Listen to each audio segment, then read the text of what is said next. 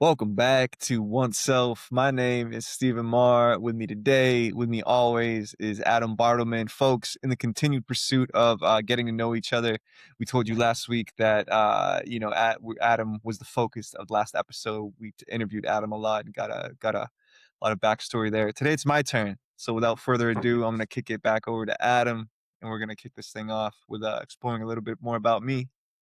So Adam, take it away, brother.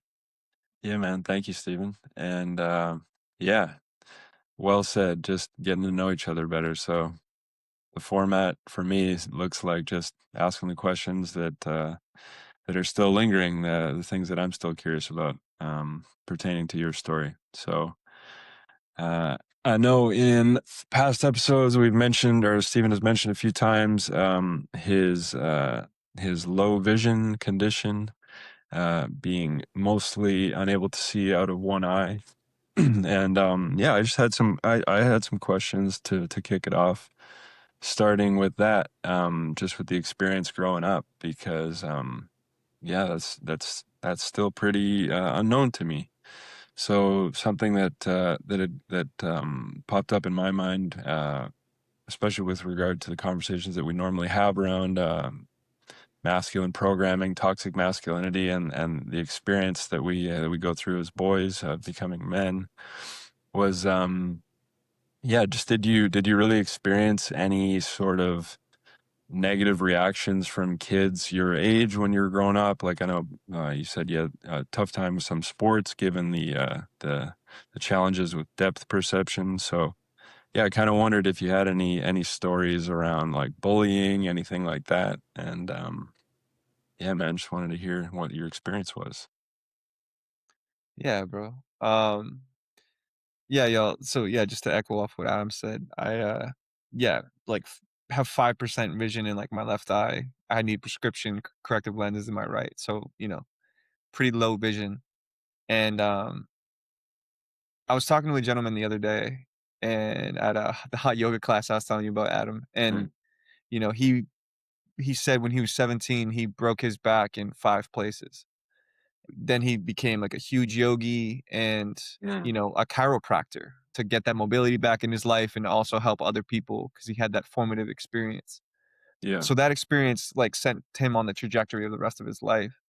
Similar for me, y'all. Like this thing, I think if I didn't have it, my life would have a very different life trajectory, And so because I was born with this thing, I was for like a long time trying to adhere to the expectations that I thought were placed upon me by other people, by my family, Mm, yes, by my father, being an athlete and being good at sports and like, oh, like I want to be good at sports because that's what people around me did, and that was just my misalignment with the reality of the body that I was incarnated into in this life and what I wanted to be, and there was a huge disconnect there. And for a long time, I think there was, until I started to realize that, hey, man, like this, I like the aspect of being in my body, just like anyone who's active, right? Like, you go for a run, you get the endorphins, you work out at the gym, you feel good afterwards, you feel capable and strong, and like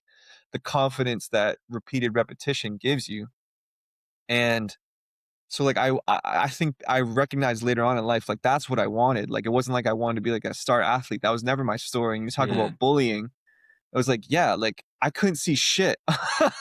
like when I was playing basketball or football, like I couldn't see, dog. Like you know what I mean? So when I was playing football, like I remember multiple times I got blindsided. Like just, the kid coming from the other direction and I can't see it. And so I just get my clock cleaned and I'm on oof. the ground. Like I just remember like multiple times I'm in the grass, like I'm on the turf on my back after just getting blindsided. And I'm just like, man, like, there's nothing I could have done. And Yeah, I was a big kid. It wasn't like I was like small. Like I still had like some physicality to compete. But what can you do when you don't see the person coming on you? yeah, Like they just have yeah, momentum and leverage, like all that stuff. yeah. And I That remember when I shot was you don't see coming. no, man, you don't see it coming. And then there was a specific moment, my freshman football coach, and after my freshman year of football, I stopped playing because of Mm, this moment where the coach was calling me.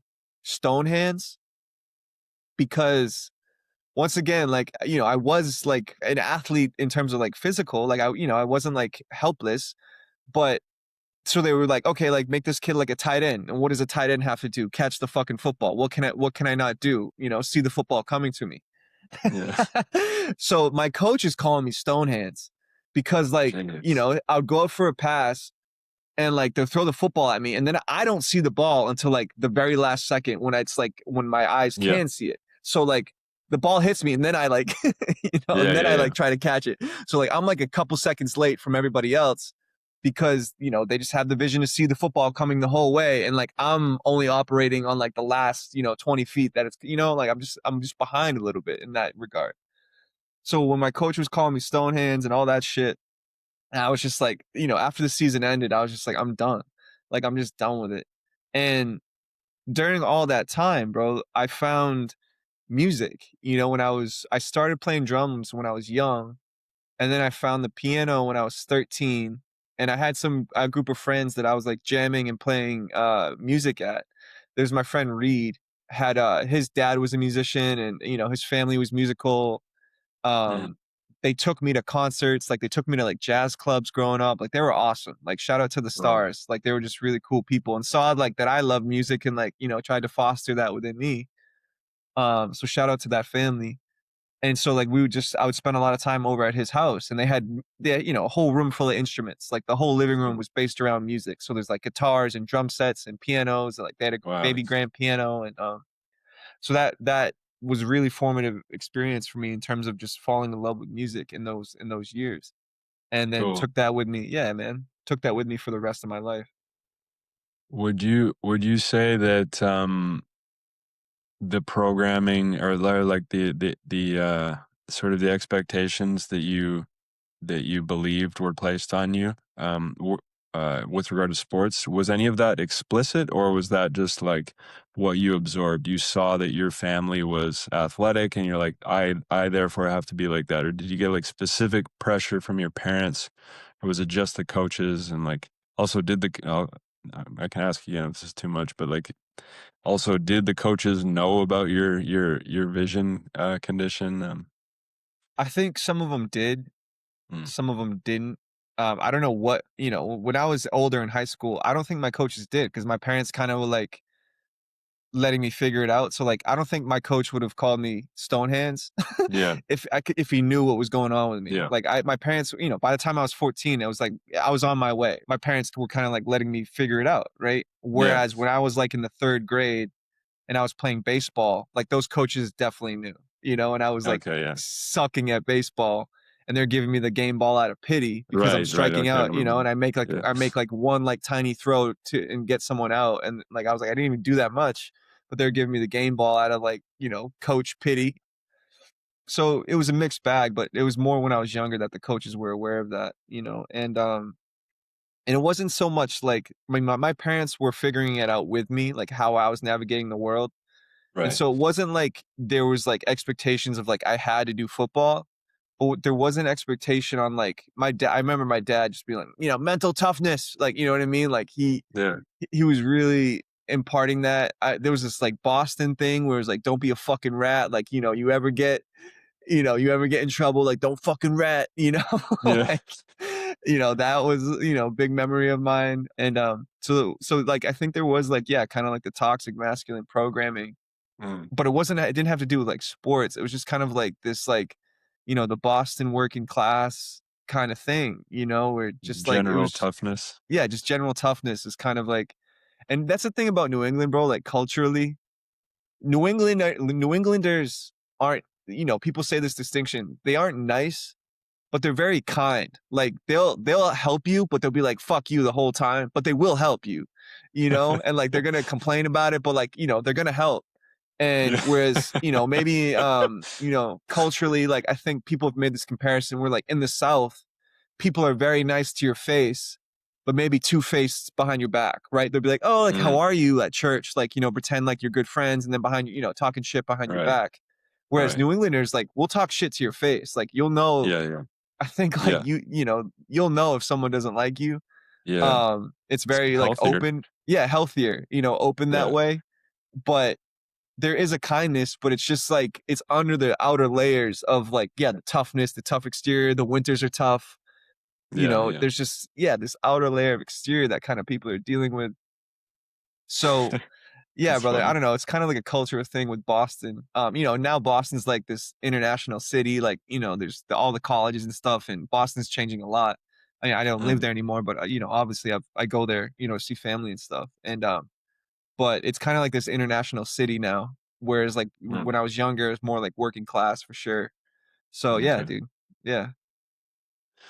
Interesting. Interesting. Yeah, man. So like growing up with that and with your, I mean, not that that was the only challenge, but like something that was kind of stood out a little bit more, the low vision condition.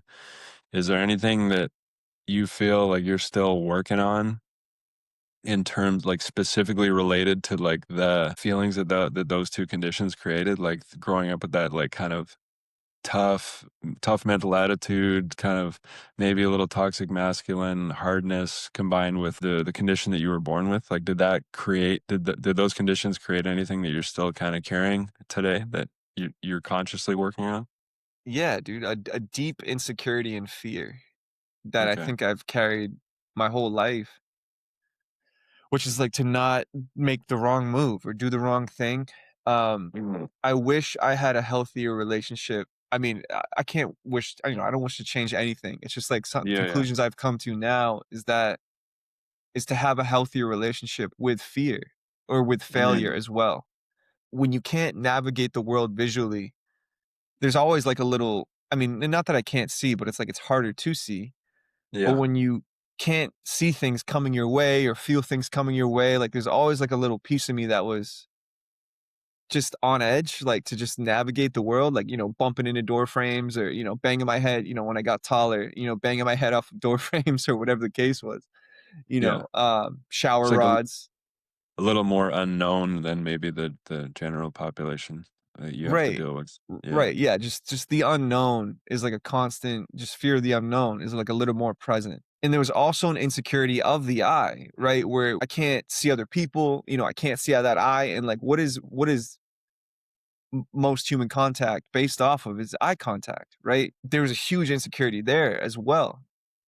And so those are two things that, yeah, I've constantly wrestled with to this day. But I've come to the position of gratitude because it has taught me a lot about myself and, put me on my life trajectory and the self-love, bro. Like the self-love. Like I told you, at times there, I've been the whole spectrum of emotions when it comes to like the condition because it's like at times I've hated it, I've resented it, I've been annoyed by it. Where lately it's more at peace with it, more pouring more love into it, and that's been an interesting journey. That's been an interesting journey as well because it's been a physical representation of the conflict internally.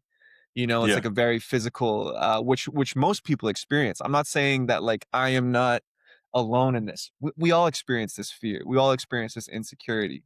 But this was Hmm. just like a physical manifestation of like all of Yeah. that, where it's like it was honed in on this aspect of my physicality, Yeah. where like just manifesting itself externally with the turmoil that I was experiencing internally. Right. Yeah, it was like your specific version of it. Like I think we're all here to go through some form of suffering, no Right. matter what it looks like on the surface. As we've talked about before, you can see some people and be like, "Wow, they must have it all," or it really seems like they have it all, rather. But truthfully, I mean, at least from my own observations, it's everybody's got their burden to carry. And yeah, I know you've spoken before about your gratitude for how it led you into music, as well as just shifting your perspective and perhaps being a more like compassionate person because of that. But are there any other positives that you see coming out of it? Um, you know, Yeah. Besides music, I think just humility, right? Like, mm, it's like it's just really giving me that gift of humility. Because like you said, I'm acutely aware that people might be going through things that on the external you might not see, Mhm. right? And so I think humility and empathy, right? I have a lot of empathy for what other people might be going through and experiencing in their body. There's a lot of things that people a lot of conditions that people might have that aren't visibly readily apparent physically and mentally. People are going through a lot, man. And so I've having that knowledge and having known what I've gone through, it's kind of forced me to be humble and have empathy for the human experience and for what other Mm. people are going through and the suffering of others. Because like you said, like I've gone through shit too. And Mhm. would I be as humble and empathetic without this? I don't know, right? I can't say, but I am grateful for the fact that I think I carry those things with me moving forward in my life now. And yeah, brother, I think empathy, I don't see empathy as much as I think as we both wish we saw it in the world. It's Mm. weird, it's like it's a weird thing, and people get tribalistic when you say, "Oh, like, housing for everyone or food for everyone." Like, why can't food be free? Food was free for hundreds of thousands of years. Like, people would Yeah. just, go pick berries or, find stuff growing from the earth and cultivate that or whatever. So food was free historically. And, when people are like, "Oh, no, free food, my tax dollars going to food," or, free kids lunches. It's just like, come on, y'all. Like, what are we doing? Like, why do you want Mm. other people to suffer? I know you might have suffered as well, right? I'm not discounting your suffering, but why do you want to continue that for others, right? Like, why do you want to see other people suffer? Well, because they have to go through what I've gone through, or, it's like, why? Why? Yeah. Like, don't you want the lives of your children, your grandchildren to be easier than what you've had it? And like, in the context of the world, things are getting harder, right? Things are going on a downward slope, whereas previous generations had an easier life economically. Like their money had more buying power.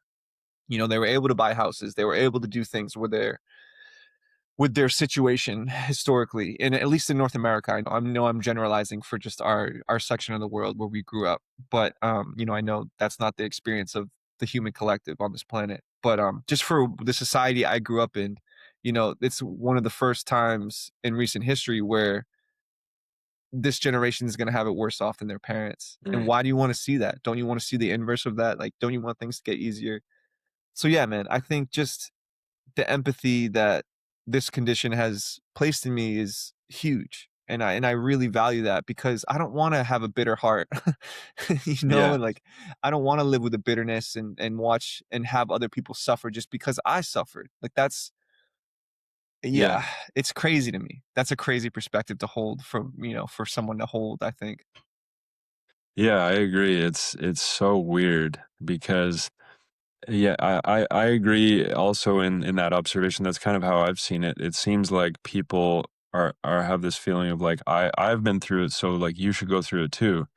And Cuz if it'll even make if you it's not tough or it'll make you exactly whatever. Yeah. that sort of perspective from a parent, like, oh no, you gotta tough it out like I did, so you can learn. And it's like you could just ask some hypothetical questions like what if I did go through exactly what you did, like why would I want to do that, like am I supposed to become exactly like you? And this again I think is a reflection of our narcissistic society, because then it's like, well, if we wanted to become exactly like our parents, like the baby boomer generation or whatever, really mirror anything in this world, like why would we want to do that? Because all we have to do is look around and see that this world isn't working very well. So like why would we want to emulate that? That doesn't make any sense, to me anyway. And that's yeah, so that's it's an important place. Like we see again how suffering is grace, and how whatever our suffering is, if we really lean into it, that it can really deliver us into a deeper awareness. And therefore something like the condition that you grew up with, which is hard to ignore because you're dealing with it every waking moment. It can really be seen as a benefit to you when it's pushed you to that deeper awareness, that maybe if it wasn't something so overt, maybe it wouldn't have, like, I had more subtle things to deal with. And I could say, like, took me longer to figure it out, just as a very brief and like rough example. But It's all perspective, right? It's all perspective. And um, I know you had mentioned before, or you have mentioned before, that your parents, like specifically your mom, had a really hard time with, feeling guilty and worrying about you when you were a little kid. And then, you said as you grew, like when you were around 14, they were kind of letting you just kind of figure things out for yourself, playing sports and everything like that. How does it sit now with your folks and your family? How have you observed them? What has been your perspective on their adaptation to understanding your journey and feeling? It's interesting because, close friends or family, it's like we've come to a point where, yeah, it's like it's known about me. So it's like jokes are made or there's a lightheartedness around it. Mm, Whereas, yeah, before, like growing up, like my mom carried a heaviness within mm, it, like some sort of guilt. But now it's kind of like, if I bang a door frame or something, it's like, it's kind of there's a lightheartedness to seeing me deal with things, um, or just operate in the world. For example, like and this isn't just for me, like I know people driving in the States have a hard time with the headlights as it is because they're like the LED insane truck lights on yeah, the, they're nuts. So yeah, it's just like I don't like being on the road at night at all, really, because it's just hard for me with the one eye that I can see. And so, there's things that people know about me that they try to like navigate around where it's just like, I don't want to be driving at night if I can help it. yeah. So like people that are close to me know that and they're aware of that.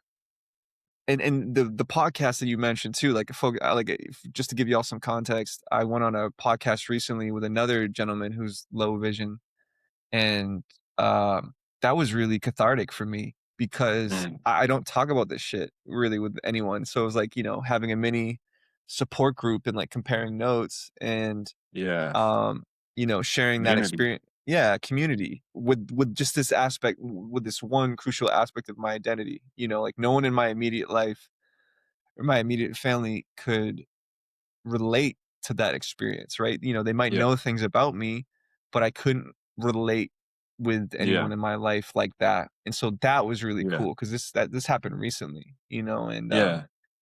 yeah, brother, like And that was really that was cool. and that was experiential for him, right? Like your parents, your friends, like observing it, but you can relate to somebody who's actually experiencing it too. So that Yeah. must be so. Like, did you know many other people throughout your life, like growing up, or any other kids in school? Was there any? Did you have any community of people who were experiencing the same thing, like at all? No, no, the only time it was Yeah, brought up, like, and talked about was, like, at the doctor's office at when the I would have doctor's to go. office, Yeah, right? yeah, Waiting room, right? Yeah, yeah, and that was weird too, dude. Because here's some interesting stuff about that. Um, the doctor would bring in, like, 5 interns to come look at my condition because it's like they want the next generation to learn, so it's like you're kinda like a yeah. guinea pig in the Oh yeah, office, yeah. and, Totally. it's a weird thing, man, because, like, you're sitting in the doctor's office and people are poking and prodding your eyeballs, which, every human instinct in your body is like, run, like, don't let Yeah, anything come near your eyes because your yeah, body knows how crucial they are yeah. to navigate the world. So it's a weird sensation where, someone's up close and personal and like putting tools or whatever, their fingers right here, right near your eyes. And you're like, I Mm, still don't like people mm, touching my eyes or going near my eyes. Like I don't like it. I don't fair. like anyone going near my eyes. Um, just because like, yeah, it's a crazy sensation to be like, oh, like stand still while I like, yeah, poke and prod your eyeballs. Like it's weird. Yeah, It was a weird like little mind thing that I had to do every 6 months growing up. And I did not like it. Or I still don't like it. Like I yeah. still don't like anyone, touching my eyes or going near my eyes. Is that something that you still have to go through fairly regularly, like eye eye checkups kind of thing? Yeah, no, like, yeah, every here and there, like, I was going twice a year when I was a kid, but, Mm, they were just looking to see if, like, the condition was gonna get worse, but it right. stabilized, you know what I mean? Like, it was pretty much the same throughout my entire life now. It hasn't Yeah. gotten worse, which is I'm grateful for, like, knock on wood, like, it could be like I said, it could be a lot worse. So, once they kind of understood that things are kind of like stable, the need to go as often wasn't as apparent, or Mm, wasn't as needed. Yeah, later on. cool, Yeah, bro. cool, man. And I had another question. Well, actually, how did I'll ask that after, but how did that create any stress, like in like the more, what people refer to as the formative years, like, like kind of your late teens, at least that's how I think about this, that the definition of that phrase. But as you were kind of getting into that, like, starting to be interested in women and like starting to have, substances available, like high school, that kind of stuff. Like, did that play, like, what was that part of your life? And also not just about the vision. Like, we're not like focusing this entirely on that, but like, um, could include that, but also generally, just like what was that time in your life like? Because I think that's always an interesting one for to hear about people, like that kind of, Yeah. starting to date, like starting to have, go to parties, and also driving, and like, all that kind of stuff, and that would have been a different journey for you too. Like, I'm sure the vision tests were uh uh something you had to consider a little more Yeah. for getting a driver's license, all that kind of stuff. Yeah. Yeah. Yeah. Getting my driver's license was kind of nuts because, yeah, I think there's technology now that's great where it's like the blind spot detectors and all that stuff. Like Totally. those are Yeah. really nice, Yeah. if I'm in a newer car. Um, but when I was younger, I was like turning my head a lot. Yeah, yeah. I'm like, Full like, turns. and so that was cool because it's like I still had the ability to get my license. And for anyone being like, "What the fuck, dude? Like, why are you on the road?" Like, never been Yeah. in an accident, never had anything like that. Like, I'm a very good driver. So for anyone, Yeah. again, I, don't like to do it at night, but Yeah. I'm very cognizant. If anything, I'm hyper vigilant on the road as compared to what I see. Yeah. People on their phones and stuff. Um, Were you nervous when you were getting to that age? Like, "Oh, am I gonna have the vision to pass the driver's test?" Or did you know that your vision was already good yeah, enough? bro. Like growing up in America, it's so car centric. If I was Yeah. in Europe or some other place where it's like trains and the public Yeah. transport is better, it wouldn't have been as much of a pressure thing. But because we're growing up in the United States, or because I grew up in the United States, Canada's similar though too, brother. I'm sure with Yeah, cars basically the sometimes, same. basically Yeah. the same with cars. It was huge for me, especially when friends are getting their licenses too, and Yeah. and you want to be a part of that and have that ability. Totally. So it's scary. It's to have that taken off the table for something that was not even in my control. So Um, was it a question mark? Like, you didn't know that? Absolutely, yeah. I didn't Yeah, know what okay. that was gonna look like or Okay. anything, so I was just going through the motions of the school and the driver's test and all that Yeah. stuff, like all the hoops you have to jump through as a teen to get on the road. I was jumping through them, and like there's no major roadblocks, and kids with two eyes, bro, were way worse than me. Yeah. Like some kids are just, I don't know, bro, like should not be on the road. And Yeah. yeah, like failing every test, and that just wasn't me. Like I kind of passed through them all without any major hiccups, so that was nice, right? Oh, Like to still have that opportunity to do that. Yeah, still had girlfriends, was still doing stuff. I The interesting thing when I kind of was putting sports down, I went more towards the arts. Not only yeah. with music, but like I was doing plays and I did like improv comedy in college, and all these other things that were just different ways to express myself and explore myself and see what I like, and understanding that hobbies don't just have to be athletic, and going to the gym. I really started working out when I went to college, and I really enjoyed that because it's like, I can lift a weight. I don't have to be able to, have great hand-eye coordination to like, do pull-ups or, Yeah. lift weights. Like Yeah. you just do it, right? And and so yeah, brother, like that was a really cool journey as well. It's just that process of discovery for me, and Yeah. like in those formative years, like you said, was I just kept tinkering. And so I was really proud of that fact where I was just like I was Mm. trying just all kinds of shit. I was just trying a whole bunch of shit in those years and just seeing what stuck, what stuck. And that was cool. That was cool. Like proud That's that I did that. Yeah, that's really cool because, I mean, to me, that sounds like excellent conditions for becoming a much more well-rounded person, especially as a man, you know? Like, when like you said, everybody's just focused on sports. It's like, you know, take some of those athletes and put them in a improv comedy class. Like, you know, as we know, growth occurs outside of the comfort zone. So doing all these different things and getting uncomfortable and like probably meeting a lot more women because of it too, like being in those spaces, you know, Yeah, it's like, you know, you gotta like try some different things. It's like, um, you know, as a young man, those things can seem important. So, um, yeah, that's cool, man. I never thought about that aspect of it. But yeah, that's cool to hear about that part of your life and like that your family's kind of like understanding it and everything's kind of leveled out and get to the place of like bringing humor into it where people can yeah, people can bust your balls a little bit. And it's like when you said like bumping into door frames every now and then, it's like I bump into door frames. It's like no big deal. You know? yeah, It's yeah, funny. bro. Um, but yeah, man, like bringing it back to your family. You asked me a question last week that I really liked, and I thought is a good one for everyone to think about, which is like, so I'll ask it to you, roughly paraphrasing, was like, what sort of what sort of generational pattern, trauma, whatever you want to call it, have you seen that's come through your family, like has been prevalent in like on your family tree? Uh, and how have you seen it expressed in you, or how have you seen your role as the one to break that chain? Because I know we've discussed in different episodes how we kind of see ourselves as the ones in at least some of the family members in those family lines that are here to kind of uh, break the chain, to interrupt the pattern, to make the changes, to not continue the toxic cycles. Like what does that look like specifically in your family?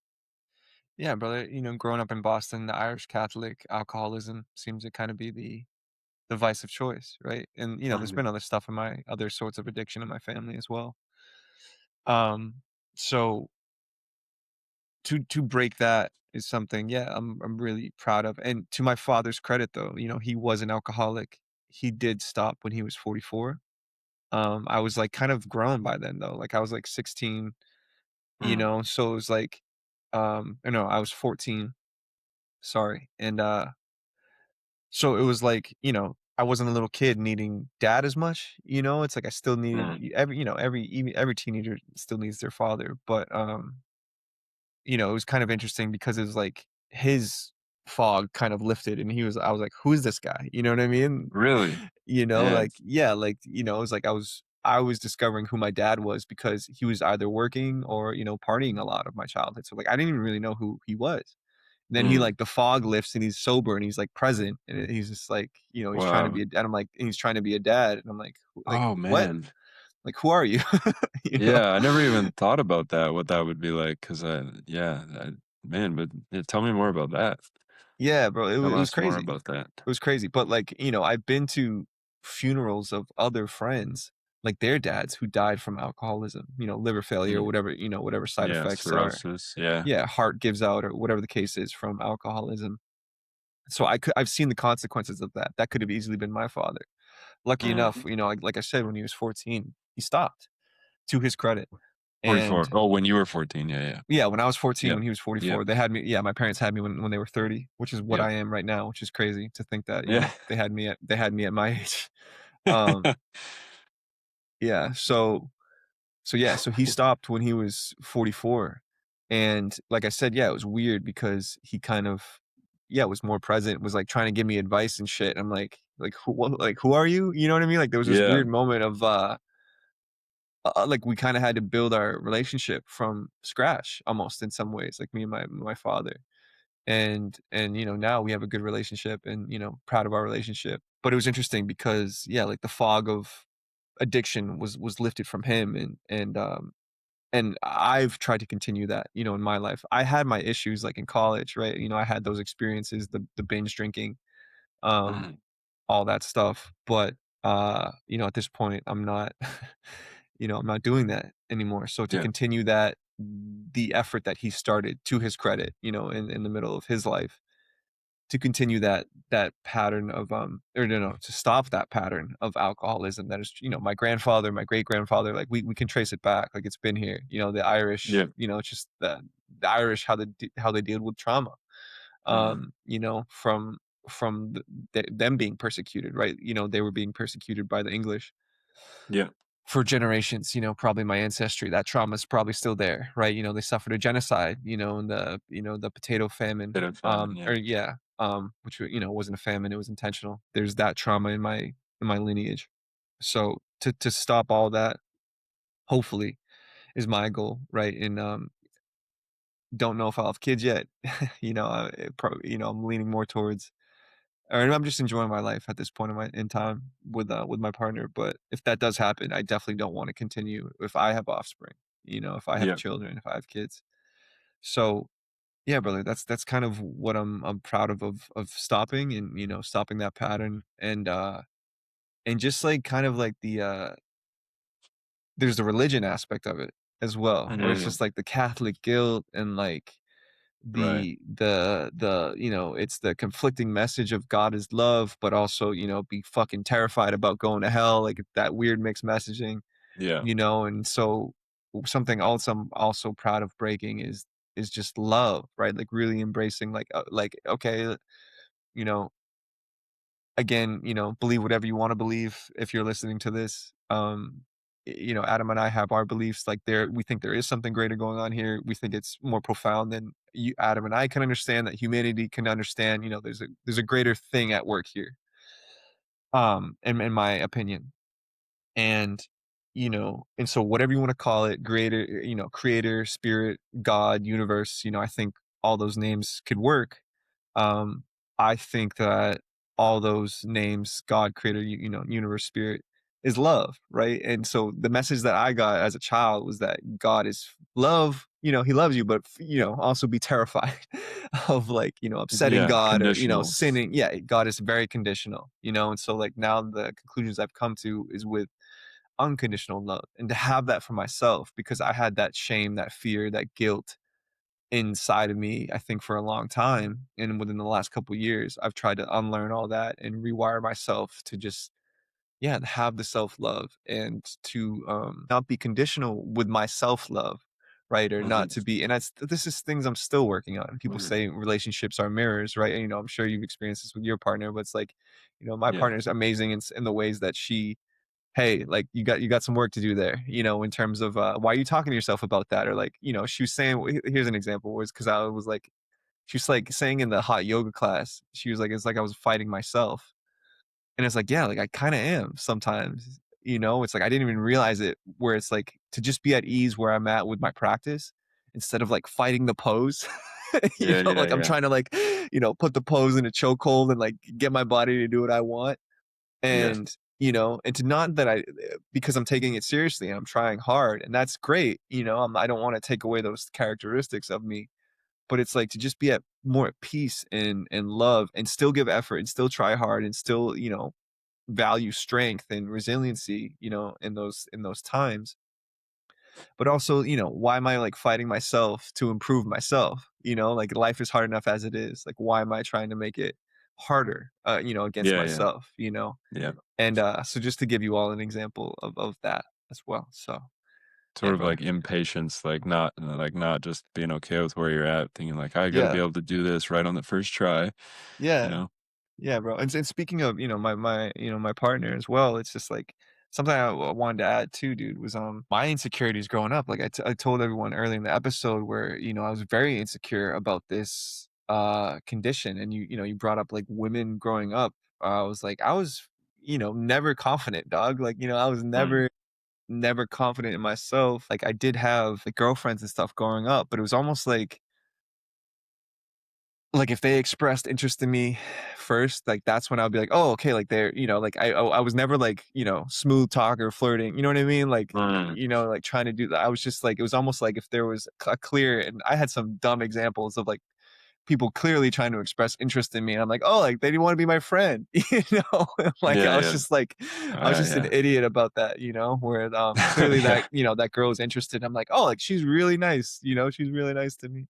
So it's like that was been a funny journey of, again, just, like, confidence and, like, what I have to offer and, like, what I have to bring to the table and, again, the love for myself, that's kind of been an interesting thing where, like, that didn't always exist because I was insecure about my yeah, about my condition, and that kind of, trickled into other aspects. Again, the courtship of, when you're a young adult and, yeah, like, all your friends, they wanna get girlfriends or, any of that stuff. So that was another interesting thing too, dude, that I just wanted to bring up before I forgot as well, because, it ties into what we were just talking about, which was, like, the self-love and, I never felt Yeah, secure in myself and, like, what I brought to the table as a man.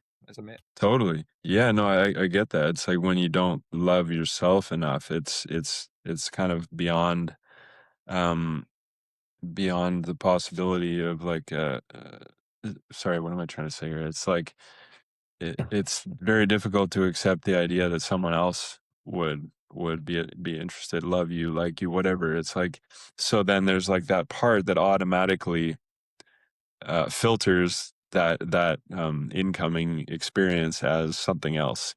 Like I had it's funny like very different experiences, also very similar experiences. You know, I had very similar thing where it's like, I have like women showing interest in me and I was just like a part of me was just like, nope, it's not that, it's something else. Like switch that, file that in a different category. That's not what this is. And yeah, it was like just like bypassing a lot of really nice attention. And because there was a deeply held belief that like it can't possibly be that because I'm not good enough, because of parents, whatever it would. But so that's interesting, how we kind of all, we have such a varied experience collectively, everyone, and but at the same time, it's so similar. But that's when did you really feel that kind of shifting? When did you really like just in the last couple of years with the kind of sort of like personal growth, spiritual awareness kind of stuff, or like was when did that shift? Yeah. Yeah, to be, like, confident in myself in multiple ways, right, was the last couple years. As a musician, playing music and stuff, I've been in bands and, but the latest band I've been in, I was, like, the front man, and that was the first time doing that, and I was Mm. super Oh, insecure about that, right, but what did I spend all winter doing was, like, just playing music by myself, like, a ton, like, like, multiple times a week, and people say, confidence comes from the work, right? yeah, The repeated reps and, if you go to the gym every day and you work out every day, it's like you're going to be confident in performing those exercises when it comes around. Like it's just because you've just done them so much, right? yeah. And same thing with music and anything I've done. It's just like when I've done the reps of the internally or externally, whether it's like a physical act of like going and performing or even the internal just being like self-love, pouring into myself over and over again, every day.